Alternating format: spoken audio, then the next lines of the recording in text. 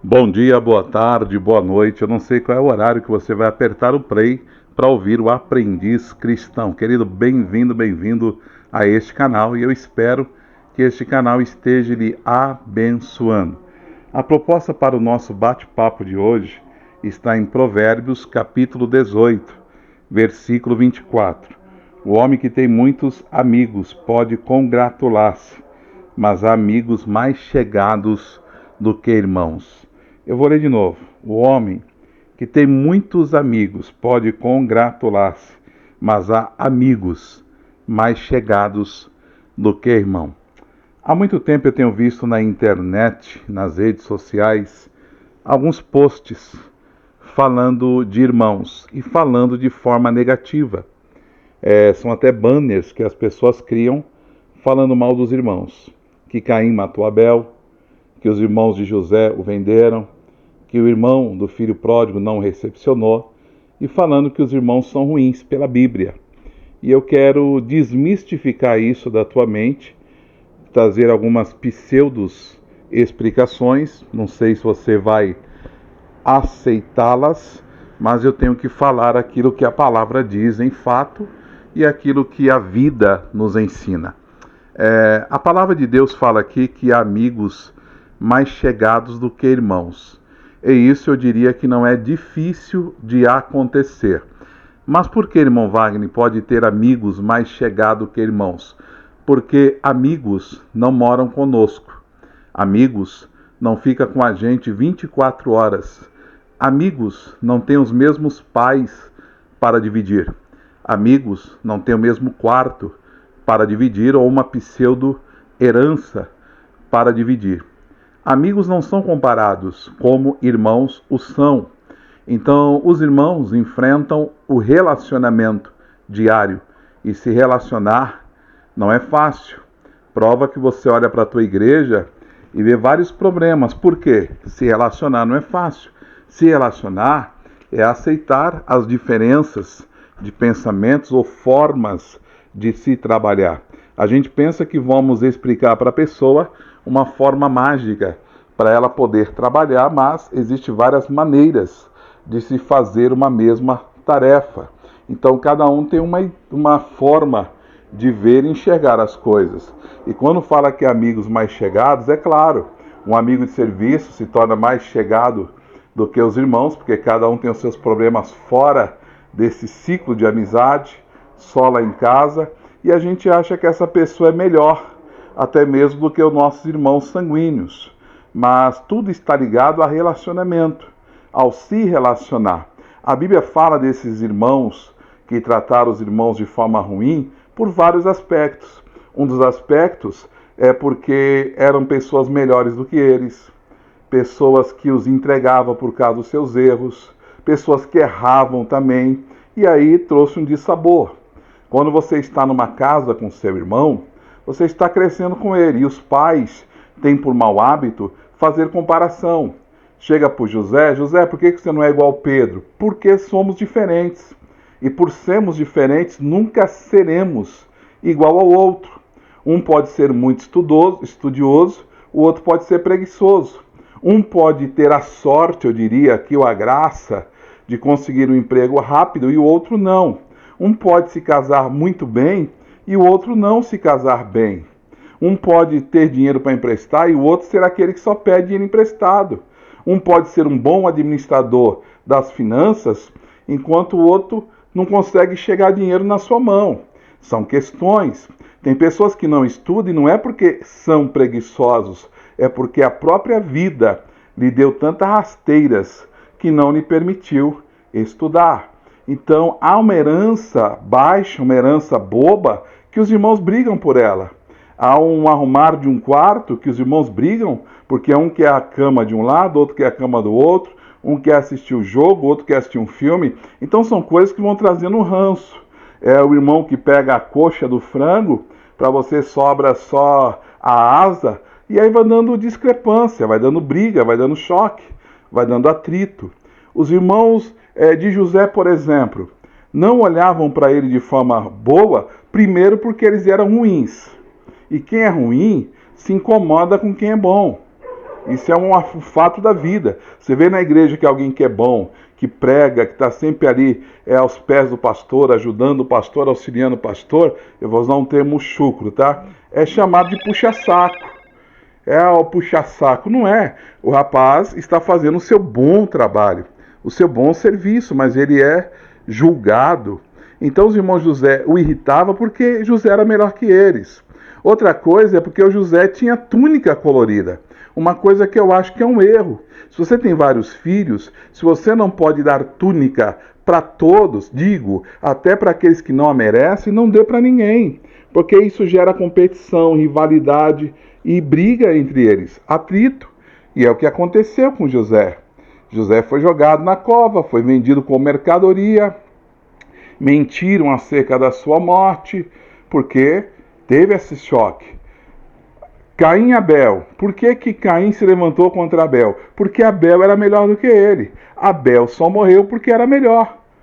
Porque ele fez uma coisa boa. Dá para entender que o cara morreu porque fez uma coisa boa?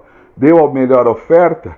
Deus a apreciou e Caim ficou contrariado porque Deus não apreciou a sua oferta, mesmo de qualquer maneira. Porque às vezes você dá uma moeda e você quer ser ovacionado. Então isso é ruim. E aí matou seu irmão, foi até rude, né? Quando Deus perguntou, cadê seu irmão? Sou porventura cuidador do meu irmão? Sei lá do meu irmão. Foi rude. Você vê o filho pródigo. O filho pródigo é outra história, que quando o filho que saiu, se aventurou, voltou, o seu irmão não se alegrou. Por que seu irmão não se alegrou? Porque o camarada gastou tudo que era dele. E o filho pródigo também é uma questão que pouco é pregada, ele voltou por causa da fome. Ele voltou por causa do pão. Ele não voltou por causa do pai. Ele não voltou por causa do abraço. Ele voltou porque queria comer pão. E ele volta, o seu irmão mais velho está voltando do campo, ou seja, da obra. E ele fica enfurecido. Eu até acho louvável a sua fúria. A sua reclamação, não acho incoerente. É igual alguém sai da igreja, bate a cabeça, volta, amanhã já é evangelista na igreja, está à frente de você que está ali, dia a dia, sol a sol, e não peca. E não erra, ele fala para o seu pai, pai, quando eu transgredi contra as suas leis? Nunca. Então ele está questionando algo que eu diria que ele teria motivo de ser observado com mais carinho. Só que tem outra verdade no texto. Não espere um abraço do pai dado pelo irmão. O abraço do pai é o abraço do pai. O irmão nunca terá o abraço paterno. Esse abraço carinhoso, misericordioso, piedoso, longânimo, benigno. Isso é abraço de pai. O pai, por mais que você erre, ele não deixa de ser seu pai. Não tem como riscar da certidão de nascimento. Não há nenhum documento dizendo que eu sou irmão do outro, a não ser a paternidade e a maternidade. Mas não há um documento, você agora é irmão de fulano. Mas o pai tem um documento dizendo que ele é pai. Entende isso? Então as pessoas esperam um abraço do irmão que só o pai vai dar. E o irmão nunca vai dar. Então nós devemos aprender a lidar com isso. Se não querem me abraçar de forma boa, eu vou abraçar de forma boa. Se querem briga comigo, eu quero paz. As armas da nossa milícia não são carnais, mas são espirituais e poderosas em Deus. Tem que se entender isso. Aí faz esse tipo de colheita na Bíblia e joga nas redes sociais, aí você pensa que não vale a pena ter irmão. Que irmão é quase o anticristo. E não é isso, querido. E eu vou dar pelo menos 2 exemplos bíblicos de bons irmãos que a Bíblia também revela. Se eu estivesse pregando essa palavra numa igreja, eu começaria ela assim: quem aqui levanta a mão e concorda que tem um bom irmão sanguíneo? Ele é um bom irmão. Eu creio que muitas mãos se levantaria. Então não posso levantar uma tese, como alguns levantam na rede social, que os irmãos são ruins. Que os irmãos é o anticristo e a besta do Apocalipse. Eu digo aqui dos filhos de Jó. Os filhos de Jó eu destaco para você ver Jó 1 capítulo, versículo 4. Lá diz que eram 10 irmãos. 10. Tenta se relacionar bem com 9. Não é fácil. Mas diz que de tempo em tempo eles se ajuntavam. Sabe para quê? Para festejar, para comungar, para estarem juntos em um relacionamento. melhorando o relacionamento. Eu, Wagner, acho bonito quando você lembra do aniversário do irmão. Eu acho bonito quando você consegue levar um presente para o irmão. Vamos para uma churrascaria, vamos andar no Parque do Ibirapuera. Alguma coisa você faz e não passa em branco. Eu acho bonito, mas não é o que acontece na via de regra.